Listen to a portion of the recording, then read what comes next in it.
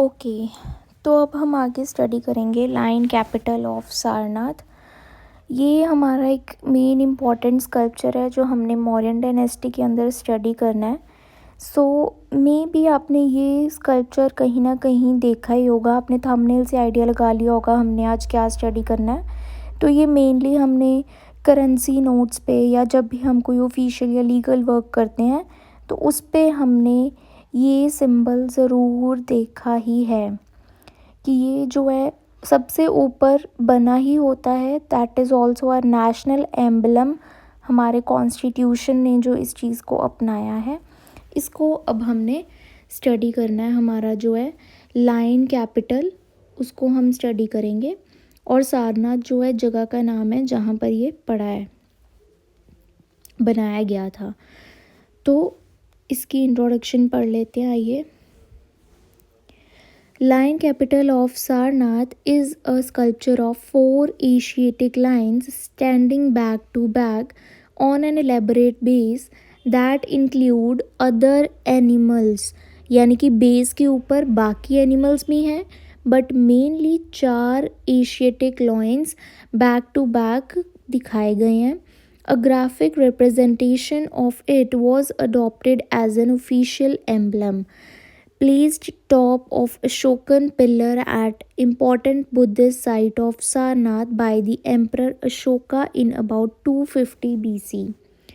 सो इसका सबसे पहले टाइम पीरियड लिख लीजिए, दैट इज़ 250 BCE। इसकी आगे जो छोटी छोटी शॉर्ट डिटेल्स है ना वो मैं आपको बता दूंगी।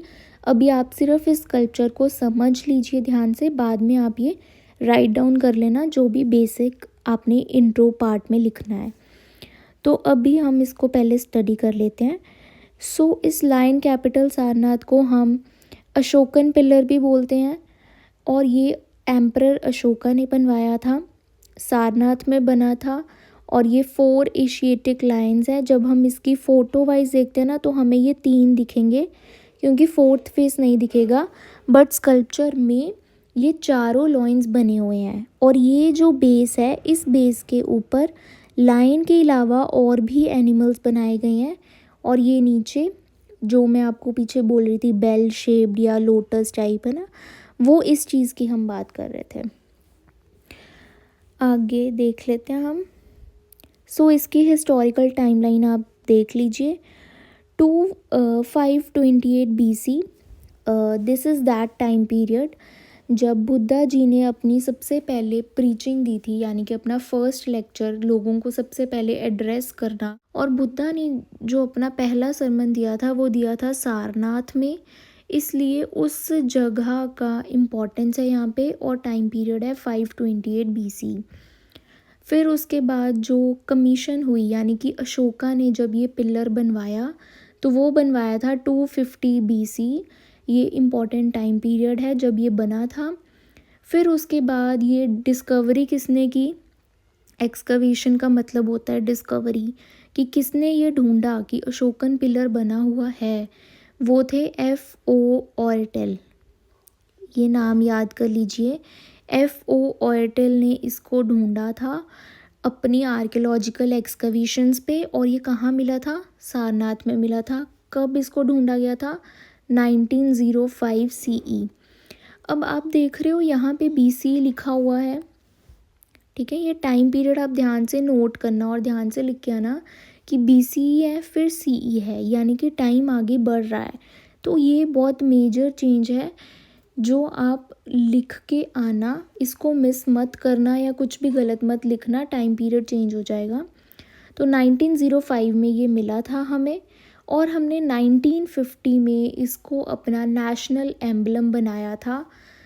रिपब्लिक इंडिया, आपको पता होगा कि 26 जन 1950 को हमारा जो कॉन्स्टिट्यूशन बन के रेडी हुआ था, और रिपब्लिक डे हम जिसे मनाते हैं, उस टाइम पे ये हमारा नेशनल एम्बलम हमने इसको अडॉप्ट किया था। तो वो टाइमलाइन आप याद कर लेना कि सारनाथ इम्पॉर्टेंट क्यों है, कब इसको बनाया गया था 250 में, कब इसको ढूंढा और किसने ढूंढा, F.O. ऑर्टेल ने ढूंढा। और इसकी अडॉप्शन हमने कब करी है, 1950 के अंदर। तो this is the historical timeline. सबसे पहले तो हम शैफ्ट देखेंगे, ठीक है। ये शैफ्ट बनी हुई है, this is the monolithic shaft. और आज के टाइम पे ये शैफ्ट जो है पार्टली डैमेज्ड है, टूटी हुई पड़ी है, इसीलिए हम सिर्फ इतने पोर्शन को ही यूजुअली अपने एम्बलम्स में देखते हैं, बाकी पूरे पिलर को नहीं देखते। उसका भी यही रीज़न है कि टूटा हुआ है। फिर आप देखोगे एक नई चीज़, इसके ऊपर एक धर्म चक्र बना हुआ है, दिस इज़ द व्हील, जो ऊपर इन्होंने बनाया था बट वो भी एक साइड पे ब्रोकन पड़ा है, इसीलिए ये it is not a part of our national emblem, but ये अशोकन पिलर का पार्ट है। तो इसमें शैफ्ट आएगी। देन उसके बाद हम देखेंगे दिस इज़ द प्रेसिपोलिटन बेल, या इन्वर्टेड लोटस भी कह देते हो इसको आप। फिर उसके बाद इसके ऊपर आएगा एबेकस यानी कि बेस। देन आएगा ये हमारा कैपिटल, और फिर उसके बाद सबसे ऊपर क्राउनिंग एलिमेंट धर्मचक्र। और नीचे जो ये चीज़ें लिखी हुई हैं, these are the inscriptions that are written. Inscriptions कौन सी हैं ये भी आपको बता देंगे। तो ये 4 पार्ट्स जो है आपको पता चल गए कि कौन कौन से हैं। सबसे पहले तो धर्म चक्र,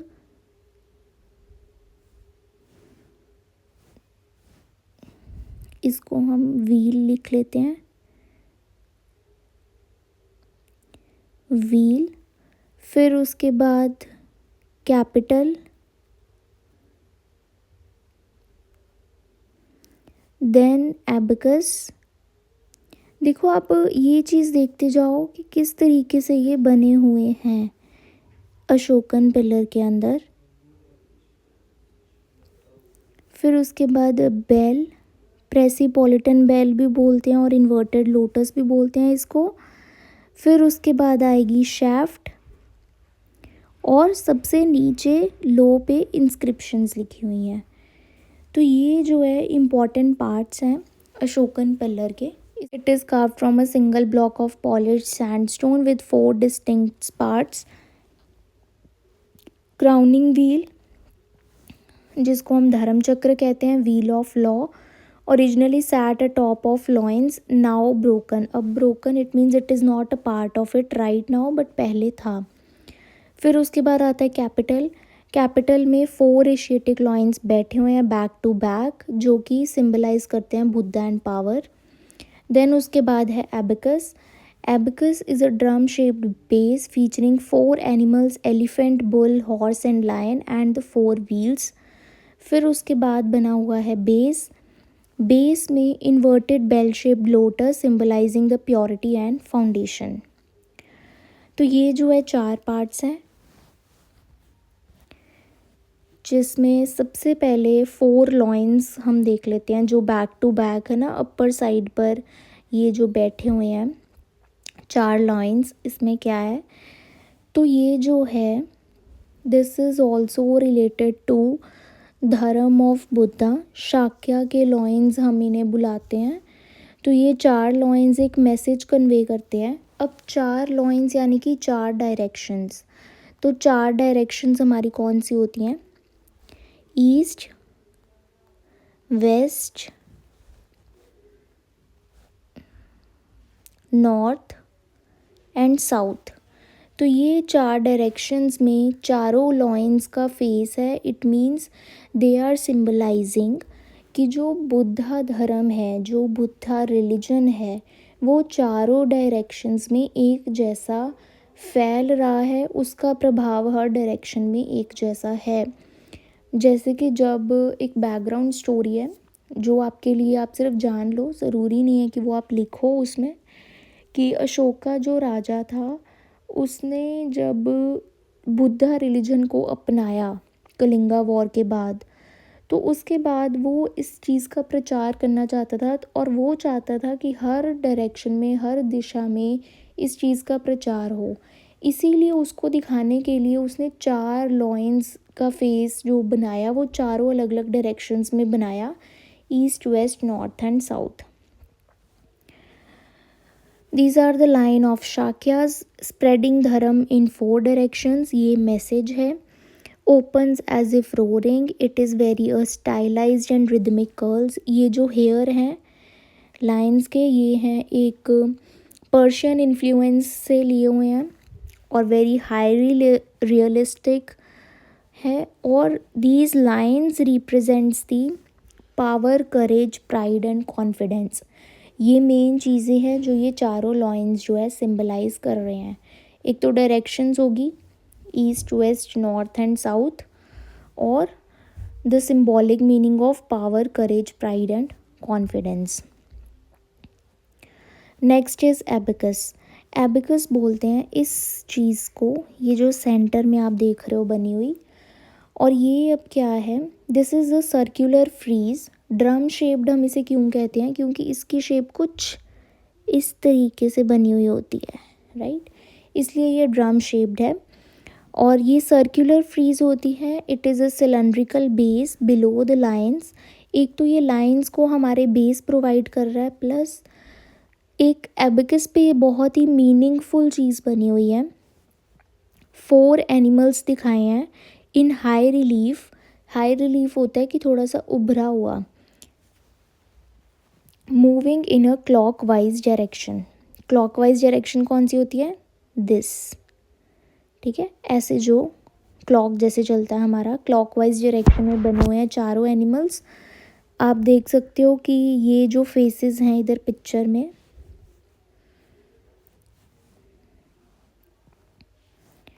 इनके आप फेसेस देखो. हॉर्स इस साइड है, ये लायन बना हुआ है, this is bull and this is elephant. तो ये चारों के फेसेस एक ही डायरेक्शन के अंदर बने हुए हैं.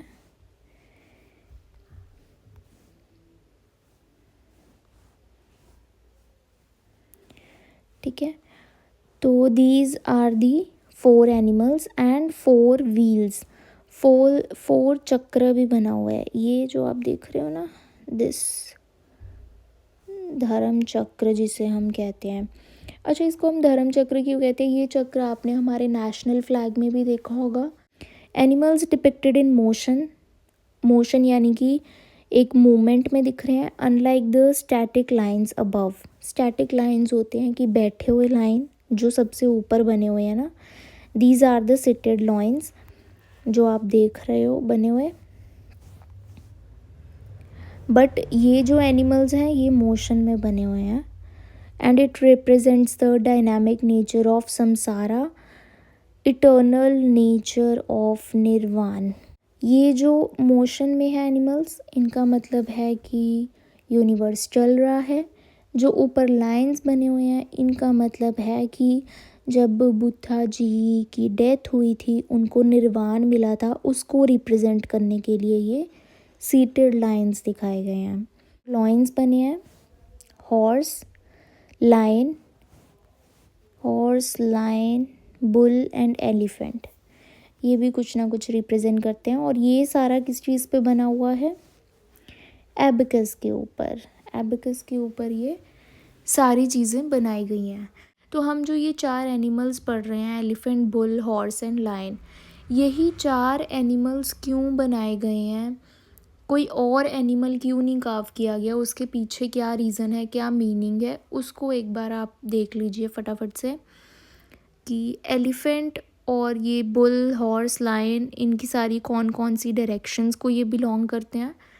इस आप सिंबॉलिक चार्ट की एक पिक्चर क्लिक कर लेना, कौन कौन सी डायरेक्शन है. ये बुद्धिज़्म सिंबॉलिज़्म है. अब देखो, हम लॉर्ड बुद्धा की बात कर रहे हैं, बुद्धिज़्म रिलीजन की बात कर रहे हैं, तो ऑफ कोर्स ये जो एनिमल्स हैं चारों, ये किसी ना किसी तरीके से उनसे रिलेटेड ही होंगे. तो इसीलिए ये चारों एनिमल्स किस रीजंस की वजह से बने हैं और क्या इनका मीनिंग है. एलिफेंट, ड्रीम ऑफ क्वीन माया में जब हम देखते हैं कि बुद्धा जी की जो माता श्री हैं, उनको जब बुद्धा जी का भी बर्थ होना था उससे पहले एक सपना आया था, और उस सपने में उनको एक वाइट एलिफेंट आया था, इसलिए हम एलिफेंट को डिनोट करते हैं. जो टॉरस ज़ोडिएक साइन है, ज़ोडिएक साइन होता है राशिफल जो हम देखते हैं अपने बर्थ के अकॉर्डिंग, उसमें जो टॉरस है उसका साइन होता है बुल, और बुद्धा जी का वो टॉरस ज़ोडिएक साइन था इसलिए। हॉर्स अगर आप देखते हो तो हॉर्स जो है, जब बुद्धा जी ने सब कुछ छोड़कर जंगलों में जाने का तय किया था, जब सब कुछ उन्होंने सोच के वो एक डिपार्चर पे निकले थे, तो वो एक घोड़े पे सवार होके निकले थे, इसलिए हॉर्स। और lion is very important because Shakya Simha के लॉयंस हैं।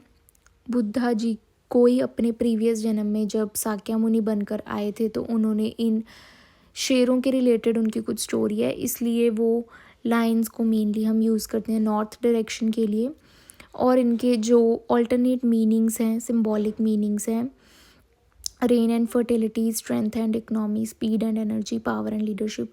अब ये बहुत बेसिक सी चीज़ें हैं, इसमें कुछ इतना नहीं है जो आपको समझ में नहीं आएगा कि एलिफेंट को हम रेन के लिए क्यों कहते हैं, बुल इज़ फॉर स्ट्रेंथ क्योंकि वो स्ट्रॉन्ग बहुत होता है, हॉर्स में स्पीड होती है, line is for power and leadership.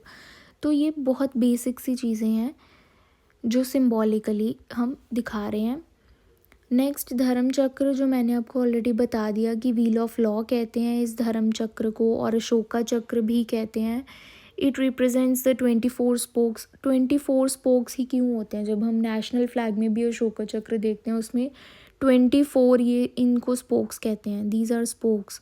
तो ये 24 ही क्यों होती हैं, because it represents the 24 hours of the day. 24 hours को रिप्रेजेंट करते हैं ये।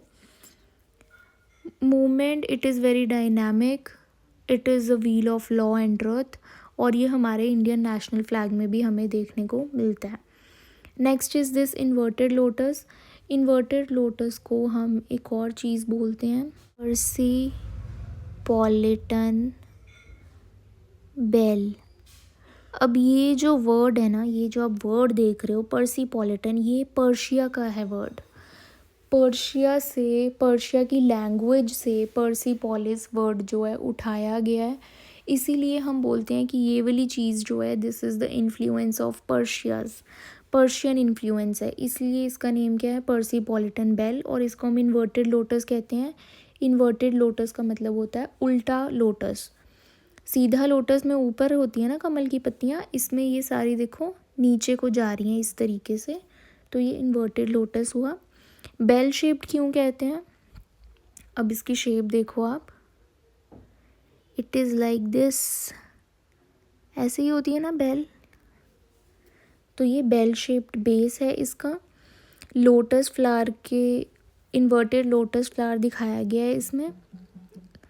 represents the purity and detachment. It grows in mud but remains unstained, symbolizing the enlightened mind rising above worldly sufferings. कि अगर बुरे संगत में भी रह रहे हो तो तुम्हारे जो इमोशंस है वो अच्छे होने चाहिए। अगर तुम्हारा दिमाग सही दिशा में चल रहा है तो तुम्हें कोई नहीं रोक सकता, उस चीज़ का प्रतीक है ये सिंबॉलिकली जिसको रिप्रेजेंट किया गया है। और ये पर्शियन इन्फ्लुएंस से लिया गया है मॉडर्न आर्ट के अंदर। और इस जो इन्वर्टेड लोटस है ना, इसमें आप एक चीज़ ऐड कर लो कि इसमें टोटल जो है 16 पेटल्स बनी हुई हैं।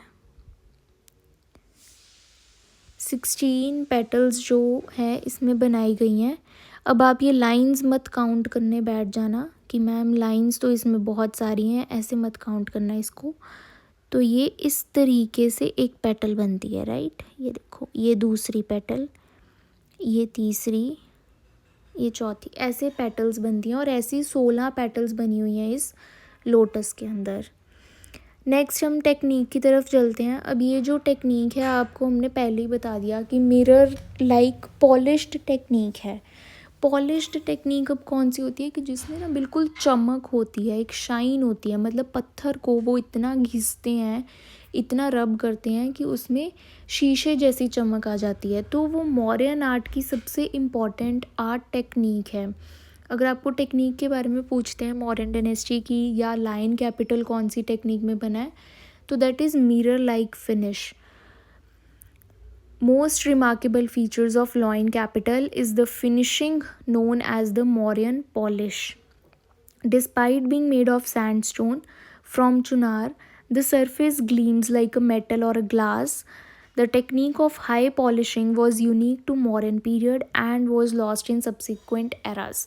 बाद में ये चीज़ ख़त्म होगी, बट पहले जो है मिरर लाइक फिनिश पॉलिशिंग करी जाती थी स्कल्पचर्स की. और इसको हमने नेशनल एम्बलम भी अडॉप्ट किया है.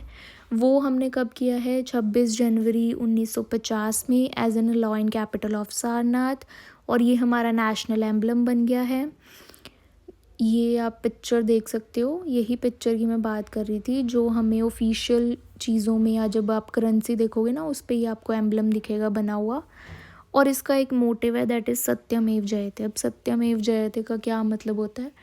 ट्रम्प ऑफ ट्रुथ, यानी कि सच्चाई की जीत. सत्यमेव जयते. और इसी चीज़ को लेकर हमने आगे इसको प्रमोट किया है. So it is also our official emblem. अब जो वेरी शॉर्ट क्वेश्चंस मिसिंग हो रहे थे वो आप एक बार लिख लो क्या क्या है. लाइन कैपिटल सारनाथ, इसकी डेट यहाँ पे करेक्ट कर लो, दैट इज़ 250 BC. ठीक है, 250 BC में बना हुआ है. लोकेशन क्या है? सारनाथ वाराणसी. इसके मेजरमेंट्स क्या हैं? रिलीजन बुद्धिज़्म को रिलेटेड है. पार्टली डैमेज, जैसे कि मैंने बताया था कि इसका पिलर जो शैफ्ट है वो थोड़ी सी टूटी हुई है और जो ऊपर व्हील है वो भी टूटा हुआ है. वाइट बफ सैंडस्टोन या फिर चुनार सैंडस्टोन भी कह सकते हो आप. और इसमें एनिमल्स बने हुए हैं. ये धर्म की प्रोपगेशन के लिए, प्रीचिंग के लिए, स्प्रेडिंग के लिए इसको बनाया गया था. और ये जो मेन चीज़ आप यहाँ पे देख रहे हो, स्क्रिप्ट एंड लैंग्वेज, जो हमने इंस्क्रिप्शंस देखी थी ना नीचे बनी हुई, लिखी हुई, जो अशोका के टाइम पीरियड की थी, उसने लिखवाई थी अपने लिए, वो इंस्क्रिप्शन जो है उसकी स्क्रिप्ट ब्रह्मी थी और लैंग्वेज पाली थी. ये जो है अब वर्ड्स याद कर लेना. इंस्क्रिप्शंस मैं दिखा देती हूँ कहाँ पे लिखी हुई है. ये जो हमने पढ़ी थी सबसे नीचे, ये जो इंस्क्रिप्शंस थी, ये वाली, इनकी लैंग्वेज क्या है? ब्राह्मी और वो पाली लैंग्वेज उसमें लिखी हुई हैं. तो अब आपने लाइन कैपिटल सारनाथ में पढ़ लिया कि कौन से टाइम पीरियड में क्या बना है, क्या हिस्टोरिकल टाइमलाइन है इसकी, किसने इसकी डिस्कवरी करी थी. फिर उसके बाद हमने इसके पार्ट्स देख लिए, किस किस में ये डिवाइडेड है. और उन पार्ट्स को आगे मैंने डिटेल में भी आपको एक्सप्लेन कर दिया कि जो चारों लॉइंस बने हैं वो क्या सिंबलाइज करते हैं. और एबिकस, देन उनके जो 4 एनिमल्स हैं उनका सिंबॉलिक मीनिंग, धर्म चक्र, इन्वर्टेड लोटस, एंड देन उनकी टेक्निक. मीडियम क्या था? चुनार सैंडस्टोन. और इसको नेशनल एम्बलम के तौर पर भी हमने एक्सेप्ट किया है. आप इसकी एक बार देख लो कि क्या क्या आपको शॉर्ट क्वेश्चंस में पूछ सकते हैं इसके रिलेटेड. हाँ, इनके जो सिंबॉलिक मीनिंग्स मैंने बताए हैं आपको, वो बिल्कुल नहीं भूलने कि कौन सा एनिमल क्या डिनोट करता है, किस चीज़ को क्या रिप्रेजेंट करता है, हर एक पार्ट में क्या क्या चीज़ें बनाई गई हैं, क्या लिखी हुई हैं, वो सारी चीज़ें मेंशन करनी है. और आप एंड में इस चीज़ को भी लिख सकते हो कि this is also our national emblem. Is the finest specimen of Mauryan art, a triumph of technical skill and symbolical imagination. सबसे अच्छी एग्जाम्पल अशोका के टाइम पीरियड की, गोल्डन टाइम पीरियड की, और सबसे अच्छी finest craftsmanship of modern art is this Sarnath capital. ये चीज़ें आप कंक्लूजन में ऐड कर लेना कि गोल्डन एज में बनाई गई थी अशोका के द्वारा, और इसको हम अपना नेशनल एम्बलम भी डिक्लेयर कर चुके हैं. बाकी अगर आपको कोई भी क्वेश्चंस होते हैं, कोई भी क्वेरी होती है किसी भी चीज़ के रिलेटेड, या कुछ चीज़ें समझ में नहीं आ रही हैं, या और क्या इम्प्रूवमेंट आ सकती है, अगर आपको कुछ भी ऐसा लगता है तो आप प्लीज़ कमेंट्स में मेंशन कर दीजिए. और प्लीज़ लाइक कर दीजिए वीडियो को, ताकि और ऐसी बहुत ही हेल्पफुल वीडियोस आपके लिए आती रहें कि आप सीखते रहो